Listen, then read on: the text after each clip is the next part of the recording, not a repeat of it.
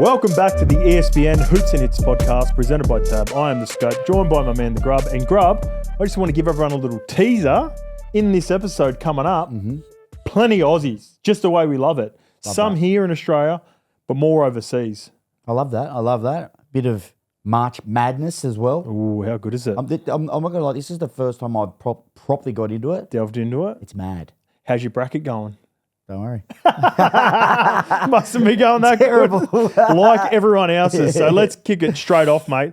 Let's get to it. Actually, but before we start, so March Madness, tick, that's what we're going to talk about. We're going to talk about the Hawks winning the NBL and the post-match ceremony, MVP awards, and all that shenanigans. Joe Ingles makes his Aussie Joe. He makes his first start in a minute, and it's a very heartwarming story. Unfortunately, George Foreman has passed away. We look at some of his best moments. We're also going to stay in boxing again for Aussie George Kambosos. He wins in controversial fashion. And we debate if active players / athletes should be podcasting. And that's going to be, I'm very interested to see what your take is on that. Let's kick it off. Let's start with Twitter. And this one comes from Biased Lightly. Teams that I picked in my bracket just went 5 whole minutes without scoring a point. I love March Madness.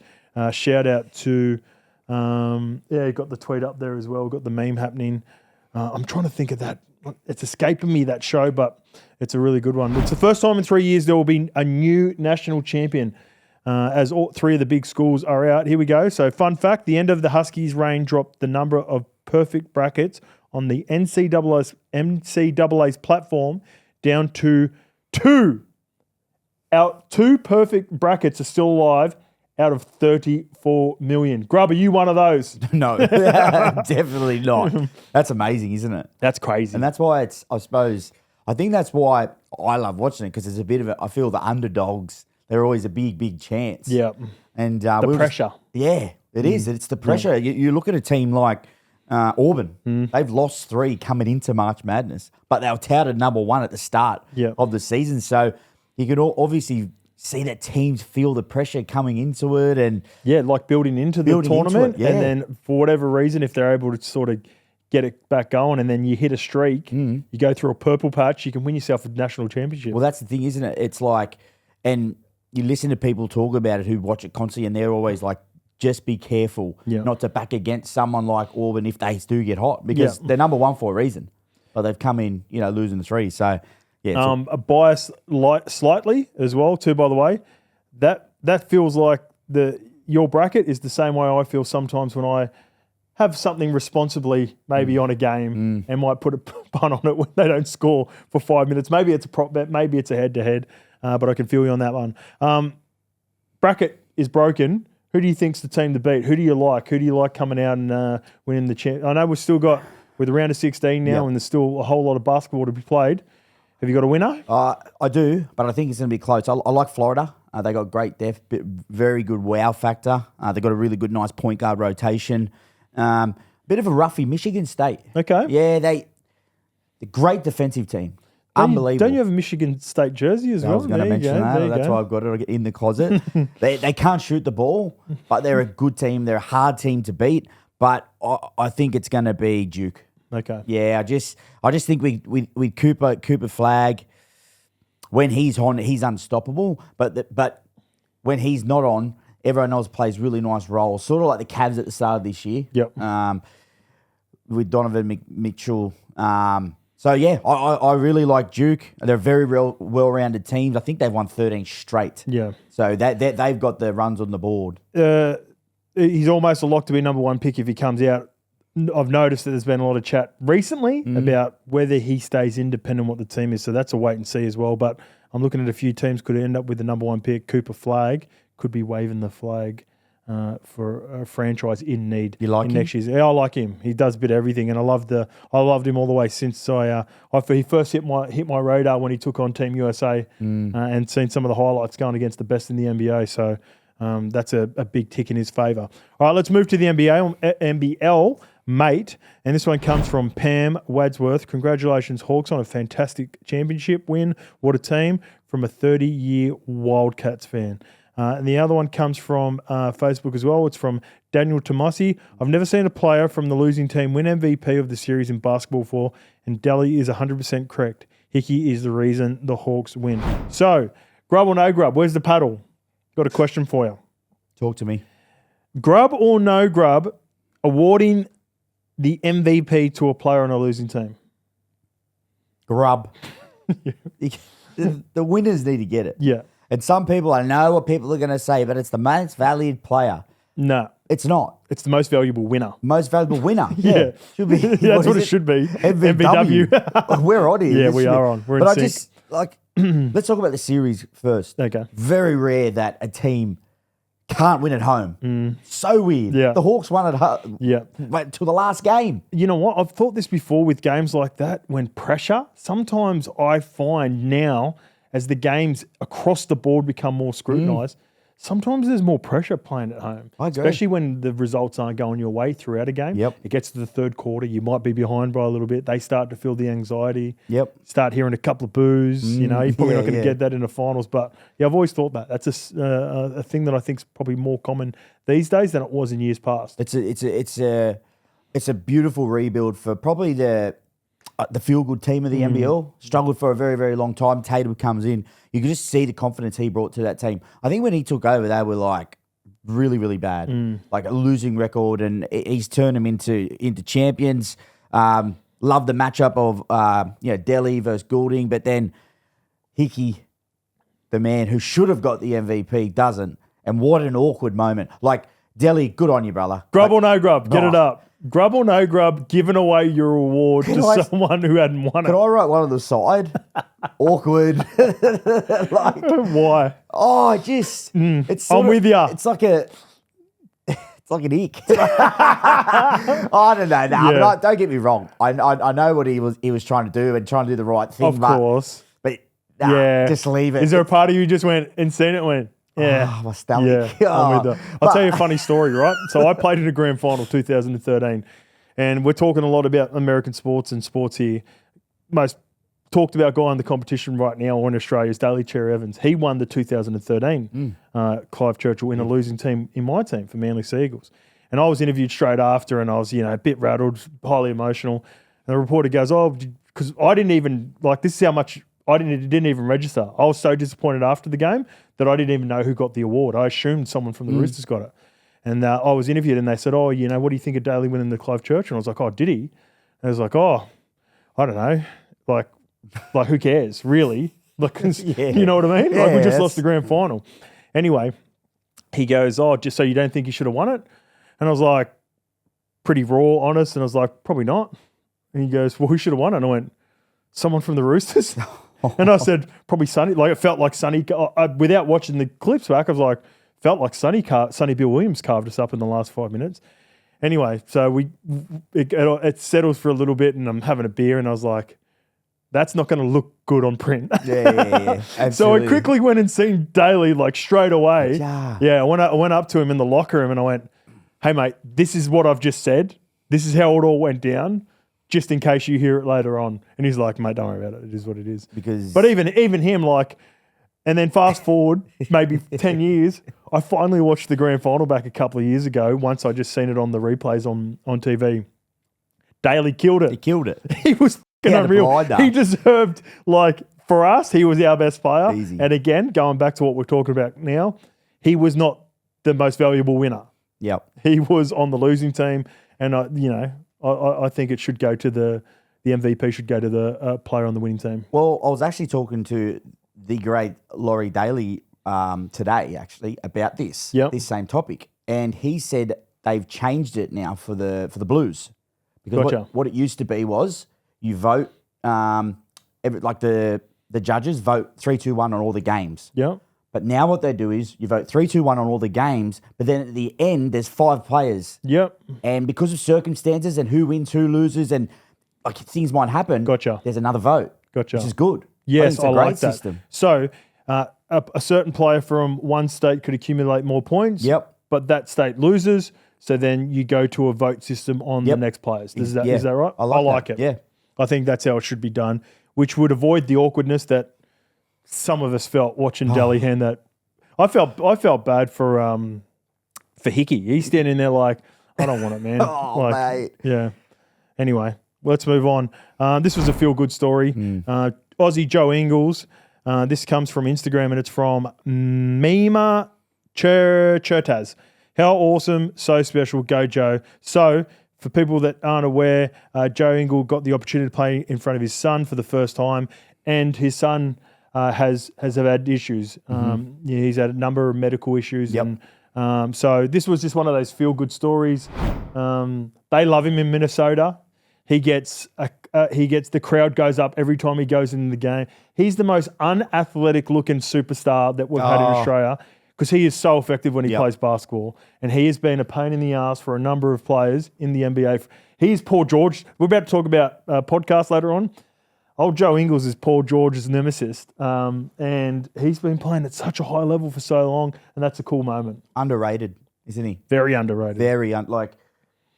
Even in those watching it, looking at that post up there, he looks a bit large. Joe, he's looked like that for 10 years. And he just loves it and keeps doing it. But this just actually makes you like proud in a way that sportsmen, whether you're a coach or athlete, there's more to the game. Yep. There's more than just the game. And I really love this. You can see his son right there. Like, look so what cool. it means to him to be able to watch his dad for the first time, by the way. Yeah. He's never been able to watch him, obviously, like you said, because of circumstances. But just it reminds me of a young guy I met by the name of Marco. You might see him now. Similar story. Loved his footy. Could never really play. But obviously now, like the rugby league's come in for disability and stuff, so he's allowed to play now. Oh, awesome. And with that, now he leads out the Panthers. He's the ball boy. Oh, okay. Yes, I have seen. You'll see it this week. I've actually seen a story. Did the Panthers? Yeah, did they you done say? a story. Yeah, they done a. They did a story with Ivan and Nathan, didn't they? Yeah. And mate, you can see. I seen him last week run out for Melbourne Storm in that game, and mate, that's his week. Yeah. That's his week made. That's awesome. So when we go for all these stuff with sport and all the bad stuff, this is what it can also create. There are plenty of good stories like this that I love talking about. Unfortunately, to some more sad news, this one comes from Instagram. It's Greg McPhee's. From an era when heavyweight boxing was unrivaled, George Foreman. We all think about the George Foreman, Muhammad Ali days. They're front of mind. He's such a legend of boxing. Very sad news to find this out. I ended up hearing this about, so for probably more of our generation, we didn't get the opportunity to watch George Foreman versus Muhammad Ali. We just heard all the stories, seen all the replays. The George Foreman grill was the first time that I'd heard about George Foreman because it was huge and it was something that he did life after boxing that made him millions of dollars, so successful. I only found out maybe 2 or 3 years ago, originally it wasn't supposed to be the George Foreman grill. Have you heard this story? No. Hulk Hogan. No way. The wrestler. It was supposed to be the Hulk Hogan grill. Hulk turned it down. George got it. No. George took it on and made a monster. Wow. So there's a sliding doors moment for George Foreman. And he's he's before my time with boxing, so I didn't see a lot of his stuff, but the legend, it'll live on past with him passing away. Yeah, and rest in peace to George, and my condolences go to his family. But when I just think of the rumble in the jungle. Yeah. It brings back memories of my grandfather telling me about this because he loved boxing. Okay. He loved it, man. He said this fight just changed the world. Read into his story a little bit because of my grandfather and really tough upbringing in a neighborhood in Houston. Speaks about how he used to rob people and then found boxing. Yeah. And just, I love hearing those stories. Yeah, I feel there's a lot of stories like that, especially in the States where families are struggling. Especially with boxing. And they really it's a place to take all that anger out for a lot of people that come from a rough background. Yep. And even just like we said, we speak about the heavyweight champion being a 2-time heavyweight champion, but his longevity to fight Holyfield in 91, 28 years in the come on, man.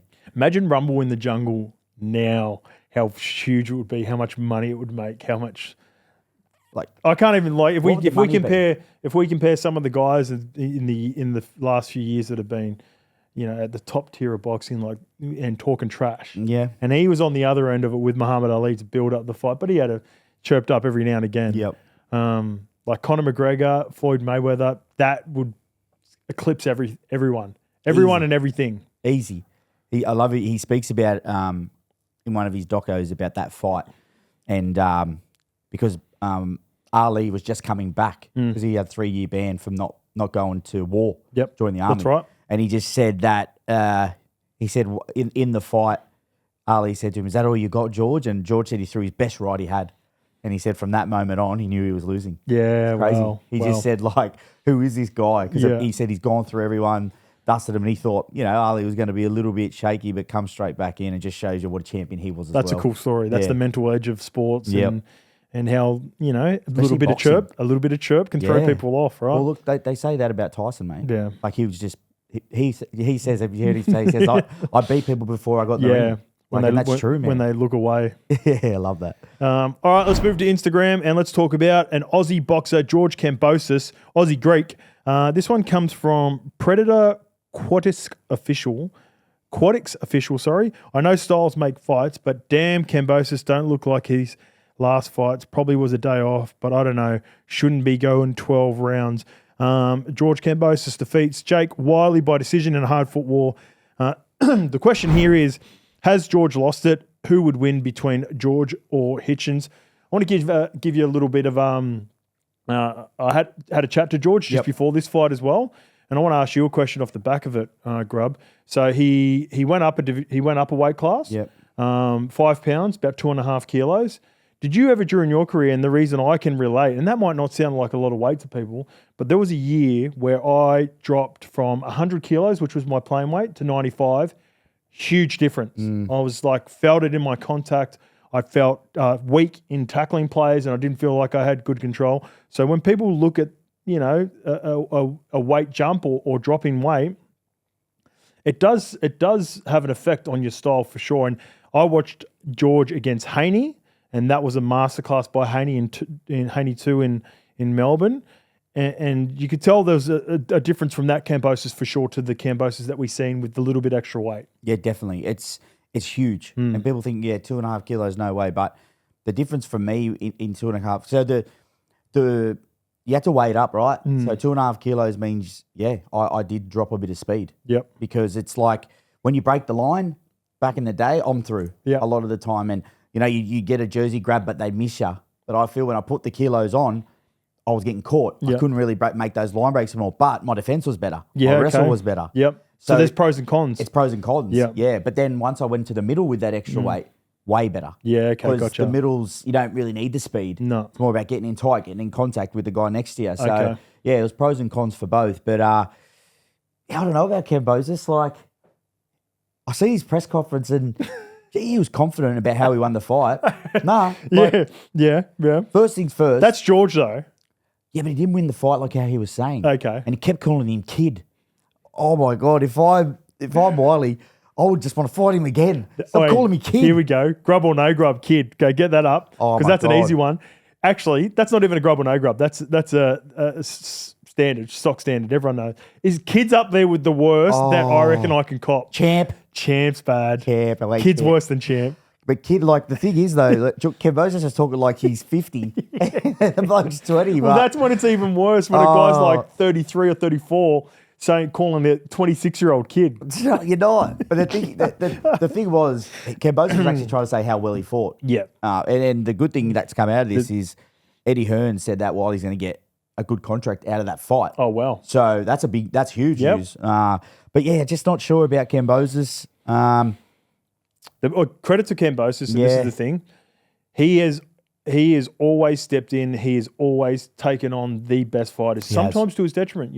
Fighters pick and choose and take fights where they know they can win to keep a perfect record. He went Haney twice, Triple G. He's taken on, he's always gone guys with talent and, has a blemish on your record, but I've got to respect him for doing that throughout his career. I like that too. I really do. Hitchens, though, who he's going to come up against. Yep. Chance? Floyd Mayweather, Okay. When I say that, he's in, he's out, he's fast, he's around the ring. He's not... George wants a war. He come out and said he wants a war in every fight, but if you're going to have a war with those guys, they're too smart. They don't care how they win the fight. No. He hit... Mayweather done his whole career. Yeah. He hit and run. Yeah. But, look, he's flying the Aussie flag, and I like it. Go and have a crack at him, but just going off that fight, It makes me a little bit nervous, but hope he wins. Okay. Yep, I'm with you. Let's go, Aussie George. All right, let's get to the stalemate, mate. This is where we put something on Instagram and we get a few reactions off the back of it. And the question is, should athletes be podcasting while they're currently playing? So we've got one from Instagram. This one's going to hit home, right? Because we're both former athletes who are now in the podcast industry. This one comes from Instagram and it comes from Liam J. Benson. Big yes allows athletes to think about their response and give more insight rather than just a standard full credit to the boys. I like that. The second one comes from Instagram. And it's Martin, no. As a guest, yes. As the host, no.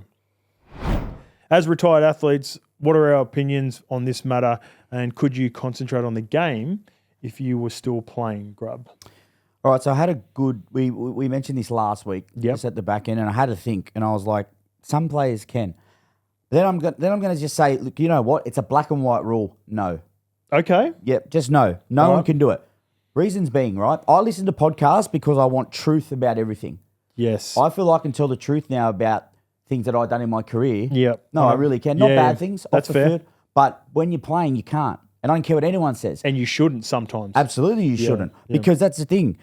When you get dropped from a team, are you going to really go on a podcast and say what you really think? Yeah. Are you really going to go in and say, I should be ahead of whoever? So-and-so, yeah. You know what I mean? Whoever it may be. Well, Player A, player B. You're not, Yeah. are you? Because it's not in the team spirit. Yeah. But then I feel that's what some of these guys in the NFL do. They Yeah. still say these things, roll up their own teammates because they want to get the best out of them. I just don't think it's appropriate. I just think when you're playing as well, if you're losing games on a Sunday and you're going on your podcast on the Monday Yep. to talk about irrelevant stuff, you should be focusing in that season, what Yep. you're doing in that season, the losses. And I just don't think at that time while you're in it, Hoz, it's the best thing to do. Okay, I really don't. I'm going to add some grey area to it. right. So I agree with you on a number of things there. I think there's some really good points. Basketball, I think it's crazy with the schedule that basketballers have that they are doing weekly, sometimes 2 to 3 episodes per week. Feels like they're traveling all the time. How you even get time to sort of rewatch film or concentrate on rehab, because I feel like basketball in particular, it doesn't have the physical attributes of NFL or what we played rugby league. But it's, you're in different states, you're traveling around, you're on planes. So even just to set it all up and knowing doing podcasts, how much preparation, like we sit on here for a 25-minute episode, but there's preparation that goes into producing it.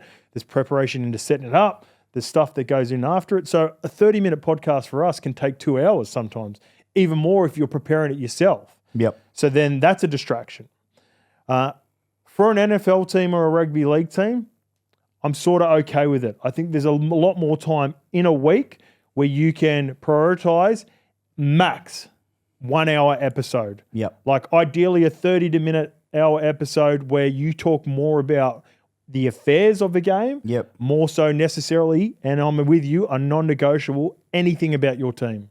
Like do not talk about your team, do not talk about your teammates, do not talk about your performances. Yep. Talk about maybe some topics that are, In the league. in the league potentially, You're happy to talk about that? or rule changes and stuff that's happening around the game. I'm happy with that. Once a week, half an hour capped, because like I said, I know how much preparation goes into it. So if you want to in a week of footy and it's a 7-day turnaround, Grub, we got a Tuesday. How many times throughout a week when you're playing is like you got 6 hours of downtime or whatever?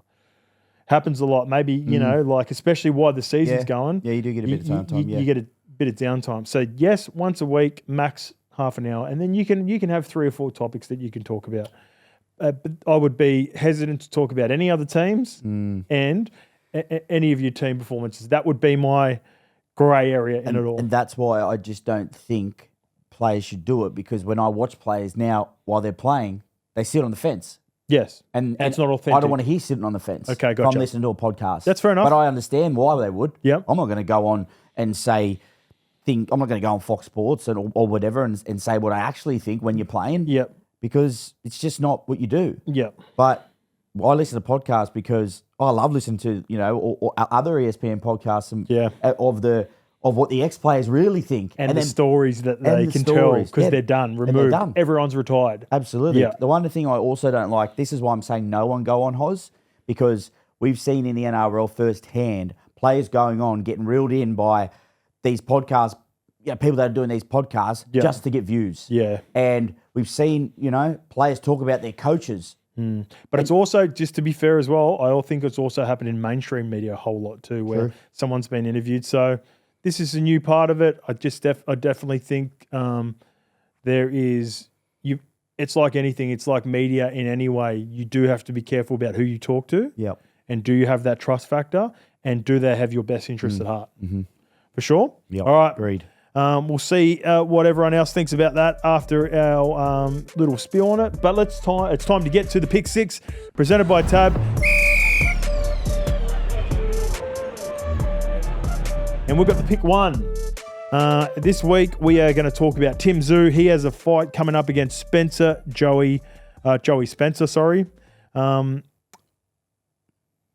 Tim's talking about George Kambosos. Tszyu's been flying the flag for Aussie boxing back here in Australia now for a while. Had a couple of losses. Can he bounce back in this? We've got a price currently at $1.16. This could change, subject to anything that could happen in the next couple of weeks. And Joey Spencer is $5. Tim needs to win this. He needs to bounce back. 2 losses on the trot. He's fought some really good fighters, but I watched a bit of footage of Joey Spencer yesterday, and he looks good. Okay. Oh man, he can rip a left hook and just looks tough. Yeah. Typical cocky boxer. Yeah. Thinks he's going to come over here and beat Tim, and I reckon Tim looks a little bit different now. When I say different, I just mean in himself. Yeah. When Tim was at the peak of his powers, an example, talking about podcast, he was on the cast of a fight last week. Anyway, whatever fight it was, and he was it Kambosos' fight? Was he there? No, someone called him out. Okay. Who would have called out Tim? Was it Brock Jarvis's fight? Brock Jarvis's fight. Thurman? So Thurman's calling Tszyu out. Yep. And Tim was like doing the whole keep talking thing, but I don't know. I feel before he was like, mate, get out of this ring. I know I got you. Not as confident? That's just me. Okay. That's just, I like looking at body language. Yeah. I'm probably hopeless at it. Yeah. But that's just for me. Like, yeah, okay. I need to watch it back. I haven't seen that. I really hope he bounces back. Yeah. I really do. So do I. All right. For free and confidential support, visit gamblinghelponline.org.au.